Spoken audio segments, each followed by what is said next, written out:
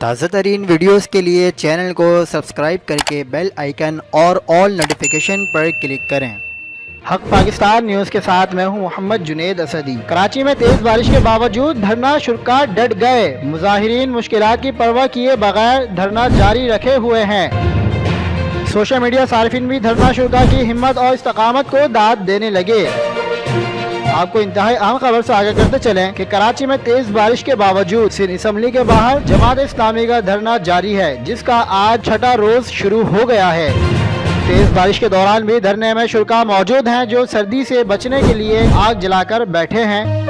قالین اور دریا گیلی ہونے کے باعث شرکا کے لیے تخت کا انتظام بھی کیا گیا ہے۔ سندھ اسمبلی کے باہر دھرنے کے شرکا کی تواضع گرم انڈوں، قہوہ، چائے اور سوپ سے کی جا رہی ہے۔ گزشتہ روز دھرنے کے شرکا سے خطاب کرتے ہوئے امیر جماعت اسلامی کراچی حافظ نعیم الرحمان کا کہنا تھا کہ سخت موسم اور سردی کی راتوں میں یہاں بیٹھ کر سندھ کے عوام کی نمائندگی کی ہے۔ آئین کے خلاف اکثریت کی بنیاد پر قانون سازی کالا قانون ہی کہلائے گا۔ مزید خبروں کے لیے دیکھتے رہیے حق پاکستان نیوز۔